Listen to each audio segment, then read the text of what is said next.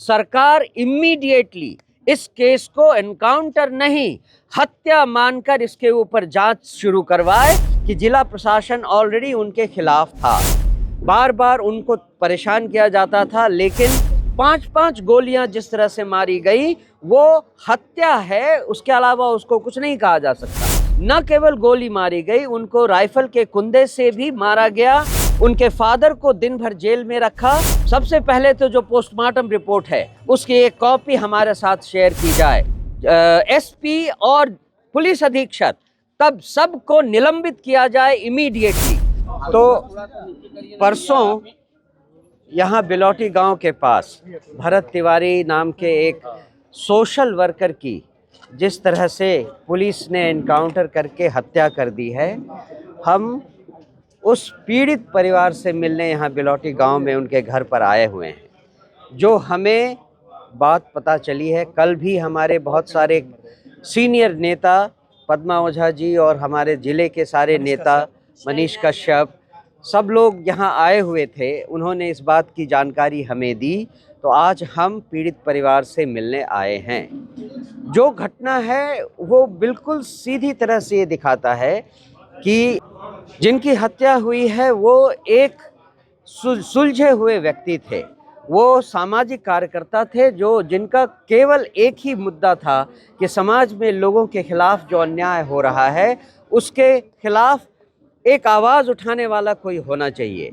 चाहे वो जल कटाव, गंगा के जल कटाव की बात हो या फिर लोगों के विस्थापन की बात हो, हर समस्या का वो पिछले कई सालों से आवाज़ उठा रहे थे। इसको लेकर जिला प्रशासन और कानून व्यवस्था, इन दोनों से उनकी झड़प कई बार होती रही है। और इसको लेकर जहां तक हमें पता चला है कि जिला प्रशासन ऑलरेडी उनके खिलाफ था। बार बार उनको परेशान किया जाता था, लेकिन इन्होंने अपनी आवाज़ को उठाना बंद नहीं किया। इसी को लेकर पिछले 2-3 दिनों से पुलिस बार बार इनके यहाँ आकर इनसे बातचीत कर रही थी और पुलिस का कहना है कि वो मानसिक रूप से संतुलित नहीं थे। सीधी सादी बात है कि जो व्यक्ति इतने लंबे समय से इस तरह से जनता के हित में अपनी आवाज़ उठा रहा हो और उसकी बात कोई नहीं सुन रहा हो, वो थोड़ा बहुत असंतुलित हो जाए तो इसमें कोई बड़ी बात नहीं है। लेकिन ऐसा नहीं है कि वो बिल्कुल विक्षिप्त थे। उन्होंने सारी चीज़ें बिल्कुल सोची समझी ढंग से बातचीत की और जब उन्हें लगा कि पुलिस उनकी बात समझ गई है, उन्होंने, ये रिकॉर्डेड है, वीडियो में रिकॉर्डेड है कि जब उन्होंने पुलिस से कहा कि ठीक है आप अगर हमारी बात मानते हैं, तो उन्होंने अपना हथियार भी रख दिया। उसके बाद पुलिस ने जिस तरह से इनको नज़दीक आकर गोली मारी, एक नहीं, दो नहीं, 5-5 गोली मारी। और गोली मारी जाती है उसको जो भागने की अवस्था में हो, उसके पैर में गोली मारी जाती है। यहाँ पर वो खड़े थे, सामने थे, उन्होंने अपना हथियार रख दिया था। उसके बावजूद 5-5 गोलियां जिस तरह से मारी गई वो हत्या है, उसके अलावा उसको कुछ नहीं कहा जा सकता। उसके साथ साथ ही न केवल गोली मारी गई, उनको राइफल के कुंदे से भी मारा गया। इतना प्रताड़ित किया गया और उसके बाद एक या दूसरे बहाने से एक से दूसरे हॉस्पिटल तक ले जाने के बहाने उनको रास्ते में ही वो मौत हो जाए, इसकी पूरी तरह सुनिश्चित करने के लिए पुलिस ने ये काम किया। उनके फादर को दिन भर जेल में रखा, बिना किसी आरोप के, बिना किसी समस्या के। वो गए थे केवल पुलिस को ये बताने के लिए कि मेरे बेटे को कुछ नहीं किया जाए, वो केवल सामाजिक काम में लगा हुआ है और वो थोड़ी बहुत असंतुलित हालत में है, उसको आप कुछ मत कीजिए। लेकिन पुलिस ने उनसे पता नहीं क्या क्या लिखवा कर उनको जेल में रख दिया पूरे दिन भर के लिए। और पुलिस को अब ये करना है कि सबसे पहले तो जो पोस्टमार्टम रिपोर्ट है उसकी एक कॉपी हमारे साथ शेयर की जाए, उसे पब्लिक किया जाए कि कितनी गोली लगी, कहाँ पर गोली लगी और हॉस्पिटल पोस्टमार्टम रिपोर्ट में क्या लिखता है। उसके अलावा सरकार इमीडिएटली इस केस को एनकाउंटर नहीं, हत्या मानकर इसके ऊपर जांच शुरू करवाए, एक स्पेशल टीम का गठन करे और इस केस को पुलिस के द्वारा कानून व्यवस्था के द्वारा एक व्यक्ति की हत्या का मामला मानकर इस पर सही ढंग से कार्रवाई की जाए।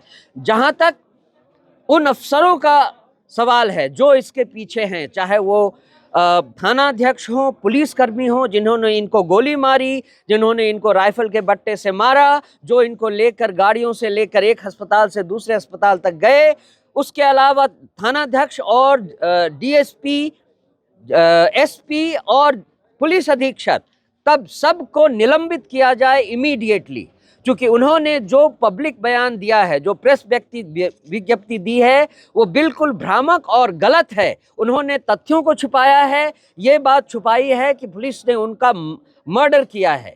इसीलिए वो सारे के सारे अधिकारी इमीडिएटली निलंबित किए जाएं।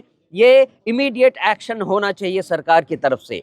जहाँ तक परिवार का सवाल है, ये परिवार इतने निर्धन हालत में है कि इनको इमीडिएटली इनकी मांगे जो हैं उसको पूरी की जाए। एक व्यक्ति को इस परिवार में सरकारी नौकरी, 1 करोड़ रुपए का मुआवजा और इस फॉल्स एनकाउंटर करने के आरोप में जो किया गया है, इनके घर को एक सही घर की तरह बनाया जाए सरकारी खर्चे पर। और मैं चाहता हूं कि जन स्वराज की ये आवाज़ आपके माध्यम से पूरे बिहार में पहुंचे, जिससे कि लोग समझें कि यहाँ सरकार कितनी निरंकुश हो गई है और इनके कानून व्यवस्था के जो रखवाले हैं वही मर्डरर हो गए हैं, हत्यारे हो गए हैं। धन्यवाद। सर, एक सवाल है सर यहाँ पे कि जो जमीनिया गांव के लोग हैं जहाँ पे विस्थापित है, यहाँ के लोगों का मांग है कि भरत नगर नाम दिया जाए। ये बात उचित है, जायज़ है और इसका सरकार को इस मांग को स्वीकार किया जाना चाहिए। उसके साथ साथ इस गांव में भारत के नाम की एक मूर्ति भी लगाई जाए, एक स्मारक बनाई जाए, ये भी एक उचित मांग है जिसका हम समर्थन करते हैं। सरकार को ये मानना चाहिए। एक और है कि पुलिस ने प्रोफेशनल तरीके से यहाँ काम नहीं किया। यदि पुलिस प्रोफेशनल तरीके से काम करता तो आज भरत का जान नहीं जाता। और इसके लिए यदि कोई दोषी है, सबसे बड़ा दोषी यहाँ के अधिकारी एसपी हैं, डीएसपी हैं, जिनको सरकार तुरंत मुअत्तल करे। उनके रहते हुए कोई निष्पक्ष जांच नहीं हो सकता है और एक न्यायिक जांच बैठाई जाए। चूँकि वो सरेंडर कर दिया है, पुलिस ने कहा है कि वो विक्षिप्त लोग हैं।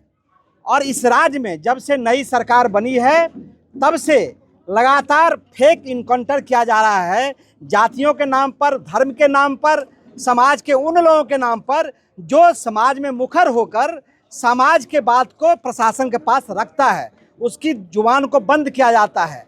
और जब से मुख्यमंत्री सम्राट चौधरी जी बने हैं, ये फेक काउंटर जो हुआ है, उन तमाम फेक काउंटर का सरकार जांच करवावे और आगे से फिर किसी भरत का जान नहीं जाए, ये सुनिश्चित करे। जनसुराज भरत के परिवार के साथ तो है ही।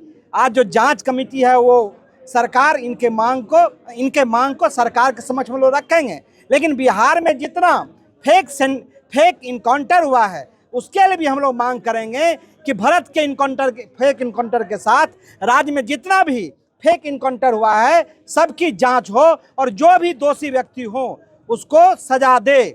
सिर्फ अपराधी को आप जिनके खिलाफ 107 का भी मुकदमा नहीं हो, उसको आप मार के और अपराधी साबित करना चाहते हैं, तो आप इस दर्द को नहीं समझ रहे हैं। दर्द को समझिए। बिहार के लोगों को भी लग रहा था, उसमें बहुत लोगों को आनंद लग रहा था, एक जाति को टारगेट किया जा रहा है। लेकिन जब गलत होता है तो गलत कभी भी सही नहीं हो सकता है, गलत होता है। और आज ये परिणाम आ गया है। समाज का हर तबका आज असुरक्षित है। पुलिस गोली चलाकर लोगों का जुबान बंद करना चाहती है, तो जनसुराज आज हर उन बेजुबानों का, जिन पर गोली चलाया जा रहा है, जिनको फेक इनकाउंटर किया जा रहा है, जिनको न्याय नहीं दिया जा रहा है, उसके साथ खड़ा है। और मैं विपक्ष के भी नेताओं को कहूँगा कि सिर्फ जनसुराज क्यों सब जगह पहुँचता है, आप क्यों नहीं आते हैं? इतनी बड़ी घटना घटी है, कहाँ है तेजस्वी जी?